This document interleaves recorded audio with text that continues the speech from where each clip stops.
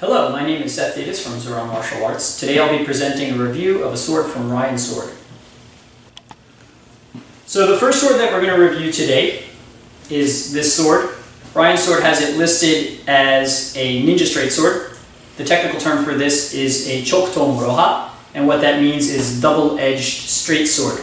So the top of the primary edge is sharp all the way from tip to hilt, and the rear edge has a spine like a katana or a saber, and then the remaining 15 centimeters from here to here are sharpened and effective for cutting. The grip length, which is from the tsuba down to the kashira, which is the pommel, is 10 inches approximately, or 25 centimeters.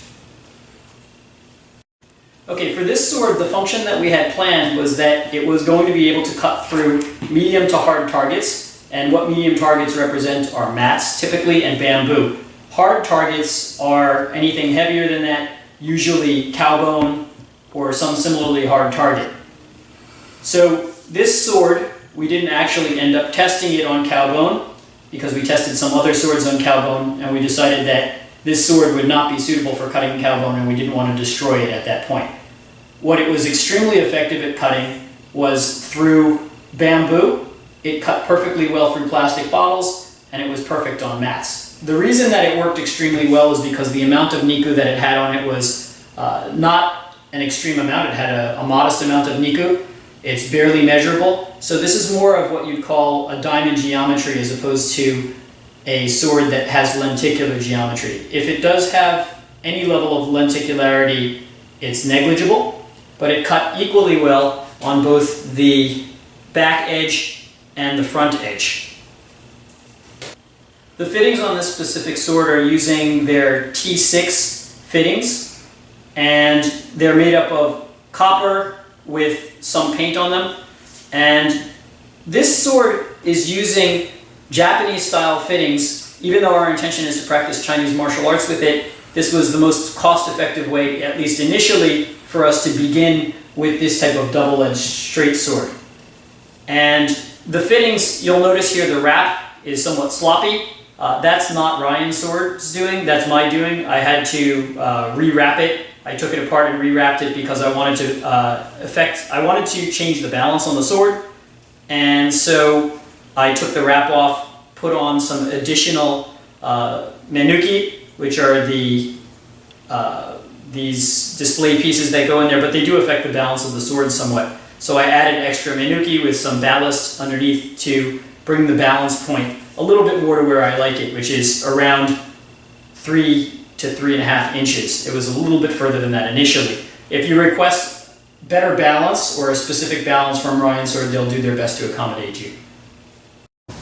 Okay, I'm going to do test cutting with this. Is the first Chokuto Moroha that they sent.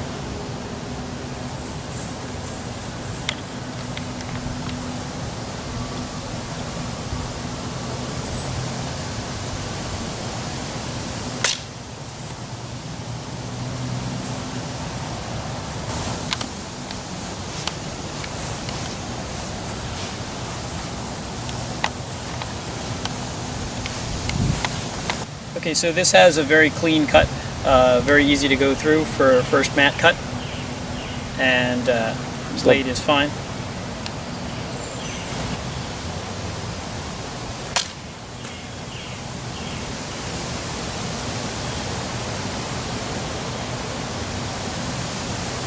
Now we're going to use the back edge.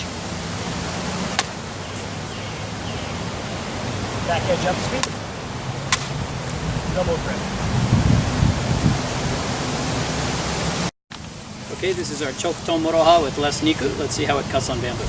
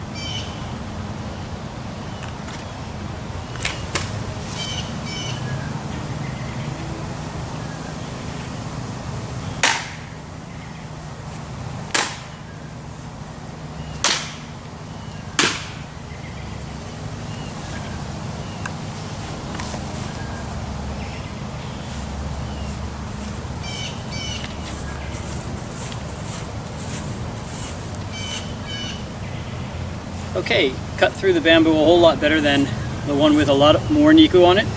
And the other detail I'm noticing is that there are no nicks on here that are noticeable. Let me take a closer look.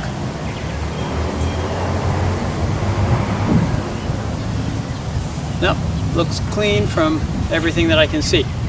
So, all right, that one is very effective for cutting against bamboo. Okay, so I'm going to talk about the pros of this sword. First of all, the sword cut very well on most of the targets that we wanted to test it on. The first targets that we tested on were water bottles, which is pretty standard, and it went through them really nicely. There was no issues of batting them across the room or anything like that, or batting them across the yard.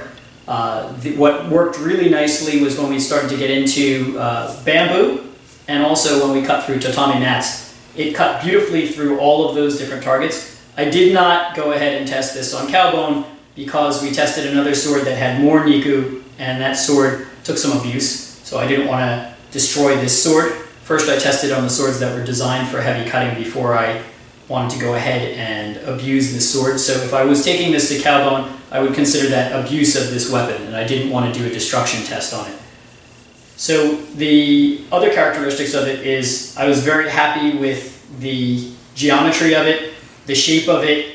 The amount of space where it's sharpened is 15 centimeters. That's just about ideal. I'm going to hold the sword here against my side here. If I'm doing a technique where I cut out like this, there's no risk of bringing this anywhere near my shoulder. So that's a good technique. That's basically when I'm emulating saber methods. I want to be able to do wrapping techniques and cutting, and this sword does that perfectly well. So it met my goals in that respect. It also handles like a jian beautifully, and the balance is perfectly fine at 3.5 inches. The fittings, if I had my choice, I would like to see a version of this sword with, or an option for it with Chinese fittings. At this current case, the closest you can come to that is if you ask for a tang jian, and that'll be a bit of, they have a version that's a tang jian, but it's got slightly different shape to the blade. So overall, I think this sword was very good and good quality for the price that they had listed, and I would recommend it if you want to get a sword that's good for light through medium cutting on targets up to bamboo. Thank you very much.